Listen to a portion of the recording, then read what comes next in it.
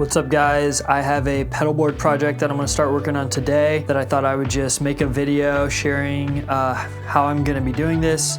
Basically, I have a Pedalboard PT-3 board that is 24 inches wide by 6 inches top to bottom on the board. And I've kind of filled it up and maximized all the room that I can fit on this board currently. And my goal is that I want to be able to put one more pedal on this board, probably like a Boss style or a JHS style type pedal, either another drive or another delay. And I just haven't been able to fit it on there because of the rungs and the gaps in the board. For example, if you have the space to put a pedal right here, well, you kind of can't do that because if you go to step on it, it's going to fall on either side. So these Pedaltrain, it forces you to basically have to put a pedal right here, which then it means you waste this spot right here and you can't use it. And so basically I'm gonna flat lay this and then it'll be great. So what I'm gonna be doing is I'm going to take all the pedals off, remove the Velcro, lay a piece of sheet metal down over the top of the rungs. So basically turn the Pedaltrain board into a flat lay board. So anyway, excited to start this project and stay tuned for just my process of putting it together. Hope this is helpful to you guys. This is a picture of the board before starting the project. This is kind of the system that I've been running, my setup. Okay, so I have stripped off all the pedals, taking everything off. I've cut a lot of the cable ties and everything that were on the bottom of it so that now we can just focus on tearing off all the Velcro that we have here. And then I'm gonna take the sheet metal and lay it across here over the top. Okay, so this is what it's looking like now that I have removed all the Velcro from these rungs. You can, I don't know if it's gonna focus well. Yeah, a little bit. You can see that it's pretty flat. So that sheet metal that I bought should be pretty fine to lay on top. You can see there's a little bit of adhesive. When I was pulling it off really quick, it would kind of leave the adhesive. But if I pulled it off really slow, for the most part, it stayed pretty clean. Okay, one thing to note is you can get some different kinds of sheet metal. This is a piece I picked up about 32 bucks. It's a aluminum sheet metal. See if you can see the kind, the size, it's 0.019 thickness.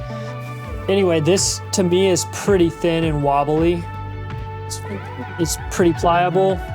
And when I'm putting it in there, this is like the thin sheet. Honestly, as I'm standing on it, it doesn't feel too bad as far as like the gaps are dipping in, but like I do feel like I can tell in some areas where like I can press it down a little bit in those gaps. And I don't know if that would be an issue or not, but I bought this sheet and then I bought another sheet, this one. This is more of the one I feel like I'm gonna go with. This one was from Lowe's. This one is a 24 by 36. This is 22 gauge, so it's a lot thicker than whatever this is the Home Depot one. This one was, I think it was like 30 bucks. So almost the same price. And the plan is it's gonna just fit kind of perfectly. It's the exact width of the board. And then I'm gonna just come down 16 inches and just cut it right across right there where the pedal board would go. And this one, let's see if I can give you get a feeling on it. Definitely there's like no dip whatsoever. This feels like super solid. I think going with the thinner aluminum pieces would be just a little too floppy for me, that I wouldn't want. You might, if you're looking to like keep your rig as light as possible or your board as light as possible, maybe that would be a good idea, but I want something that's just super sturdy, so I don't mind the tiny bit of weight or thickness that it's gonna add to use the 22 gauge. Next part of the job was simply marking. I lined it up. It's not lined up right now, but basically I lined up my edge and then got my markings. I did that on both sides. Now I'm gonna go cut this sheet metal with just a angle grinder. Okay, so getting set up here, I already popped my chalk line for my cut. These are the tools I'm gonna be using. Mostly I'm gonna cut it with a side grinder or an angle grinder, and then probably sand down edges and make it smooth so it wouldn't cut me or something with a sander. Got a couple different, I got a diamond blade and then just some, see these are the ones I actually bought at the store, but 4.5 inch, whatever these Diablo, meant for metal cutting. So I'm gonna swap that, put these blades on the grinder, and then I'm gonna get to cutting that thing. Okay, so I've been cutting this. Let's see if I can get you just see what it's looking like. There's my cut. A little jagged, but decently straight. But then I just decided I just put this painter's tape on there because I think that's gonna help me. So I realized that the tape method did not work for keeping a straight line. Here you can kind of see I got a little rough. So I ended up just going back with a straight edge and sharpening my line, and that made it, because it was black too, it made it super easy to see. So that's been my method.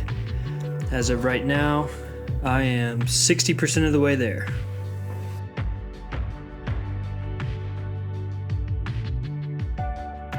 Okay, so we have the sheet metal finished.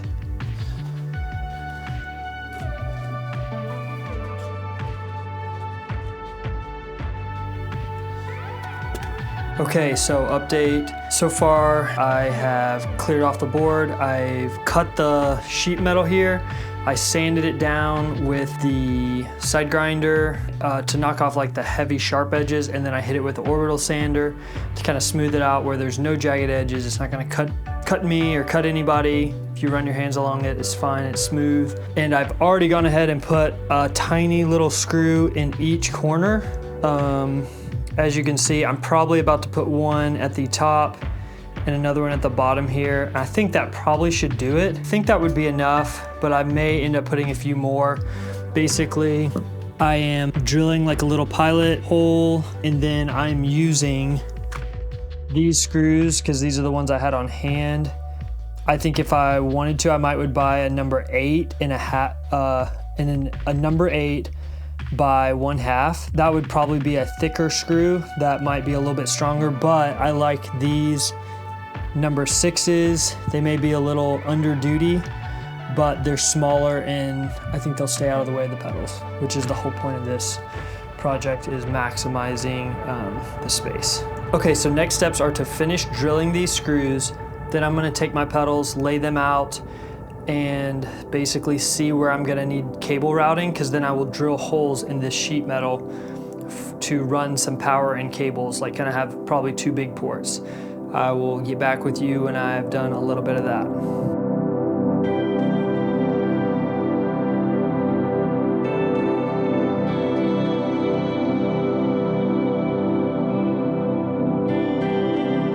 Okay, just was gonna film a little update on how it's going. It's kind of a mess right now, honestly, but I've just been looking at where I'm gonna route things and putting some holes. This is a 7/8 hole, which works perfectly fine for the SP, see if we can get it, SP 500s that I use on all my cabling. Works totally fine. I've been able to get like multiple, like I could put 3 of them in there together. It's fine. But for my MIDI cables, let me find one. For my MIDI cables, I have these, I forget the name brand, but they're really low profile MIDI cables.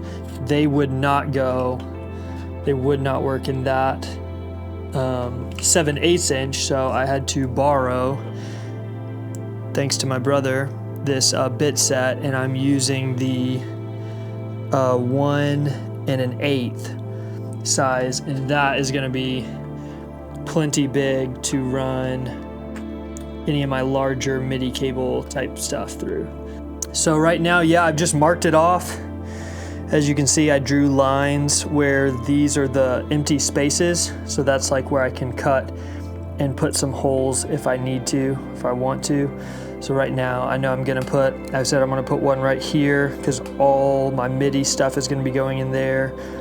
I'm also gonna put one right under here and just a few other spots. So I'm kind of just going slow, but checking the layout of everything. This is just scrap from leftover, just throwing it down there so that I can put the pedals in place and look at it and make sure I have enough space.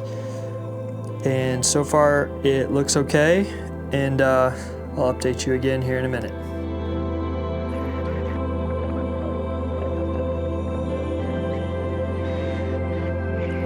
Okay, so just another quick update on it. So basically you can see I've put the bigger holes, like these two and that one, are your 1 1/8 hole, and then you got some smaller ones down here that are just 7/8. Got to put one more kind of in between these two pieces of Velcro, and then I think I may put one in the very middle underneath each of the Big Sky and the Timeline. That way I can kind of run the cables underneath the pedals for that. But anyway, it's coming along pretty nicely. Not too shabby.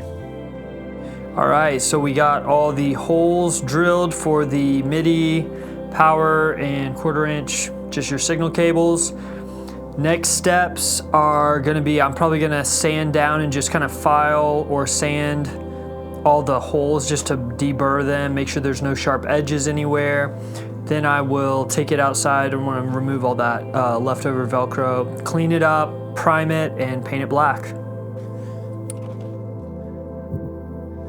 All right, so we are at the stage where we are ready to get to priming and painting. I hit everything with some 80 and 120 grit. You know, after finishing with all these holes, then I kind of cleaned everything up with some alcohol and wiped it down. So we're looking good. This is what it looks like so far. And I'm gonna put just some, let's see what this is. This is automotive primer, and they said this would work pretty good on metal stuff. So gonna hit it with some primer, and then we'll come back with some black paint later. Yeah, so that's the update. All right, what's up guys? Back working on my pedal board. It's been about 4 days since I made that last clip. I put 2 coats of the primer on here, then I put 2 coats of the black, matte black spray paint, and honestly, it's looking great. It's kind of how I want it. I did a little research when I was trying to figure out what paints to use, and I feel like, you know, the best, most perfect scenario would be to have this thing powder coated. And that's probably what Pedaltrain uses when they make it, but I looked into how much that would cost, and it would cost like twice as much as the pedal board's even worth. We're talking in the hundreds of dollars to have this thing powder coated, so that's why I kind of just went with the automotive primer and spray paint, 2 coats of each. I think it's an excellent job for what I'm wanting. To me, like, the biggest thing for me was like making sure I got these really sanded well and smooth, where there's no sharp edges. And so I feel great about it. Right now I've been going through all my pedals and kind of just taking off all the Velcro and moving everything over to dual lock. It's basically like just a stronger, more industrial type of Velcro. So anyway, let me see if I can find, where's that box? This is basically what it is. For those of you that don't know what it is, yeah, it's super strong and awesome. So I've been using that. One tip, side tip, is if anyone has any of these Ibanez pedals, they have the super soft rubber, which makes it kind of hard to mount Velcro or anything on here. So I'm choosing to mount it in the middle on this little plate, and thankfully it's gonna work perfect. There's like a little bit enough of a gap because the dual lock is thicker that it's gonna work perfect for anyone with that type of pedal. Next thing I'll say is, as far as power supplies, this is what I've been running, has been a Pedal Power Mondo. It's been great. It's got 12 different outputs, so it can actually do a ton. But one thing, as I was reading some of the Vertex guy, I think it's Mason Marangella, hopefully I said his name right. So I was reading some of his videos on power supplies. This is a older style. A lot of the Voodoo Labs are older style power. So it's like a toroidal transformer, maybe. I might be saying that wrong. But that's why it's so heavy. I mean, this thing literally feels like I'm holding 2 bricks. It's so heavy, weighty. It also makes a little bit of hum and buzz in your audio signal. And I have been experiencing problems with my timeline where I would go to move the mix knob to like increase the loudness of the delay, and my BPMs and the time setting would just freak out and glitch, which I believe is because I've always had the power supply mounted under the board there, and my timeline has always been right here with the Big Sky in this spot, timeline in this spot. And so was talking with Strymon, and they said that it totally could be not getting enough juice, or could be, you know, the magnetic field that the Mondo has. So I bought this guy, which is also by Voodoo Labs, and got it in the mail. And this thing is killer. It is so freaking light. It literally almost feels like the weight of an iPhone, you know, and it's almost, if you have like a iPhone Pro Max, it's almost the same size. Still has the IEC connector. It also has 12 outputs. Let's see if I can get it to focus here for a second. I mean, it's a little over half the size. It's a lot skinnier as well. The brackets will switch over, so I'll be able to keep my same bracket system. And then the nice thing about this is every output is 500 milliamps across the whole thing. So it has 12 outputs, everything at 500, where the Mondo was like 12 outputs, but most of them are 100 milliamps, and it's the transformer type power, noisy. So this is so much better. I looked at the True Tone CS12, which looked awesome and was affordable, but the problem with it is that I still run into the milliamp problem where almost every outlet on the CS12 is like 100 milliamps. Don't quote me on that, but this one, just every single thing is 500, so it's perfect. Some of you may be wondering and asking, why didn't you go with Strymon? Strymon's the best. And honestly, the reason was that if I would have bought a Zuma, well, first of all, I would have had to buy a Zuma and 1 or 2 O-highs to be able to power 12 pedals, where this has 12 outputs, so that'll be plenty. They're all 500. And this cost me like 270 bucks. After taxes, it was 300 flat. And I'm gonna use my own brackets. So literally $300, and I'm set with a new switchable power supply, versus if I would have gotten Strymon, it would have probably cost me like 600 or 700 bucks, because it would have been 300 for a Zuma, $50 for brackets, 1 or 2 O-highs, and you'd have to buy brackets for the O-highs as well. So it's like, it was just gonna save me hundreds of dollars to do the Voodoo Lab. So that's why I went with it. Okay, so next up, I'm gonna cut the video here, and I'm gonna start trying to lay out some pedals and get some Velcro going. Probably going to have everything come together at the same time. I don't think I'm gonna probably do like a stage by stage of I Velcro everything down, then I do power, then I do cabling. I'm probably gonna do a little bit of everything at the same time, and I'll film some different videos here as it's coming together.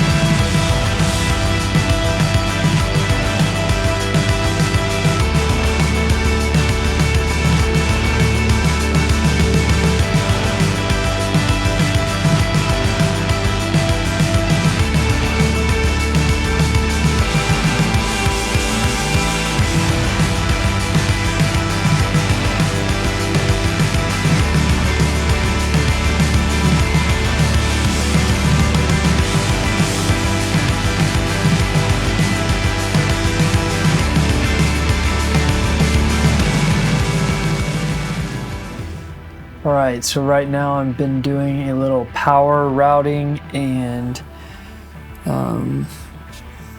have these zip ties to kind of manage my cable runs, everything, you know, just kind of making it to where these things have some, I don't know if that's strain relief or something, but it's just where they can't get tugged, you know, and pulled out or messed up, and they're kind of just grouped.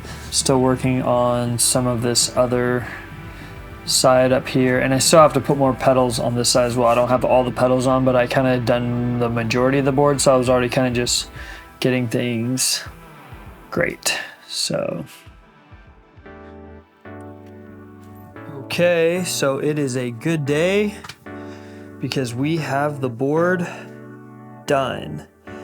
Last night I was up late, kind of doing the last minute touches, last minute wiring stuff. Also, I didn't have enough cabling because I have one run that goes kind of, this is my last drive pedal that goes into the chorus, and then the chorus runs under the board over here to this guy, my DE7, and then goes D7 here and then up and out the chain. And so yeah, I didn't have enough cabling for that, so I had bought some and had been waiting for it to come in. Basically, I'm using lava cable. It's their, let's see if you can see it. Let's see. Their mini ELC. Yeah, they're extreme low capacitance cable. A friend of mine, David Brown, he's the maker of the protein pedal, and he's got tons of amazing drives and stuff. He's been my amp tech and worked on my vintage Fenders for me. And anyway, long time ago, he recommended using this with the SP500 cables, which are these guys. And so I've my whole board is built with these. They're soldered, so I solder them and make them kind of custom links myself. And so that's what this whole board is made with. And I just needed to, like I said, I'd been waiting on this bulk cable to come in so that I could make essentially that last cable. And now that it's in, this board is done. I am powering 13 pedals here that need power, and I'm powering them all with the Voodoo Lab. Here, I'm gonna flip it over. Powering them all with this Voodoo Lab 3 Plus, which has 12 ports. I'm pretty sure all of them are 500. All of these, let's see, it's like 10 outputs are, these 10 are all 500 milliamps, and then the last 2 are 12 volt switchable. And because of that, the 9 volt out of these 2 are only 200 milliamps. And I'm powering 13 pedals though, so I have one cable right here that is a splitter. I've tucked down under here that's powering both the drives, so the Timmy and the Kilt. And so anyway, this is what my cabling job looks like. Not the best, again, you know, I'm not going for super perfection, but I'm just trying to keep it clean, make sure that stuff doesn't get snagged, make sure that stuff's not gonna get cut or nicked. And yeah, let me see if I can just even plug it up real quick for you.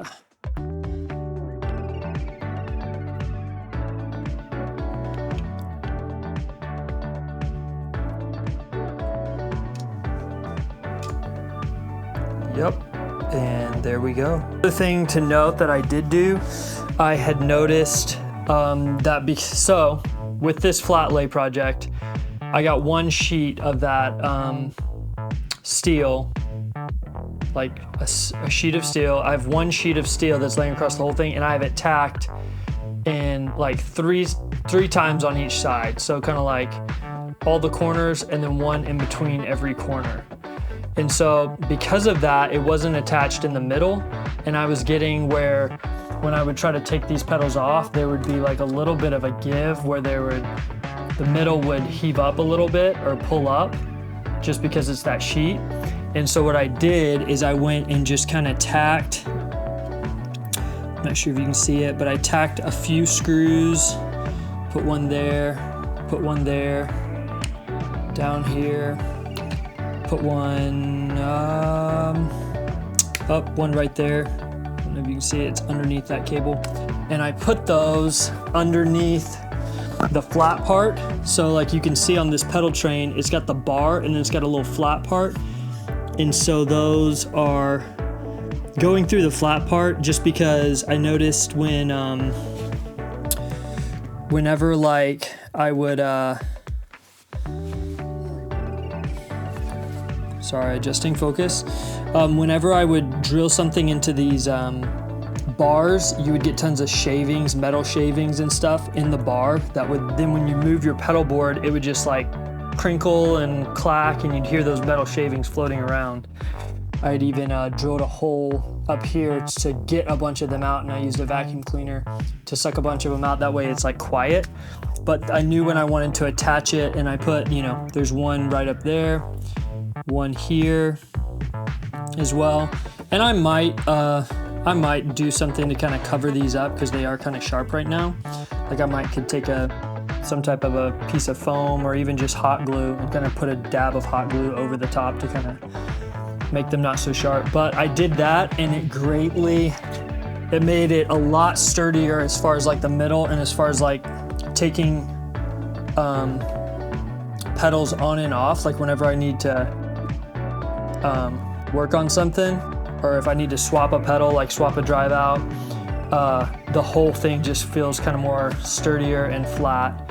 Okay, so I am done with this project. Thanks for coming along the journey. You know, hopefully making a video like this, even though it was very like, I'm filming all this myself, holding this camera in my hands, hopefully it's helpful and you kind of get to see what it would take to flat lay your pedal train.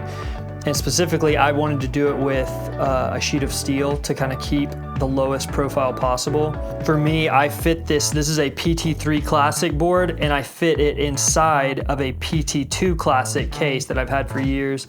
It's just been the best overall combo for me because it allows me to have a small case that is still easy to get in and out of the car and to travel with, but then I get the real estate of a PT-3 Classic board. And so this just definitely helped me maximize everything.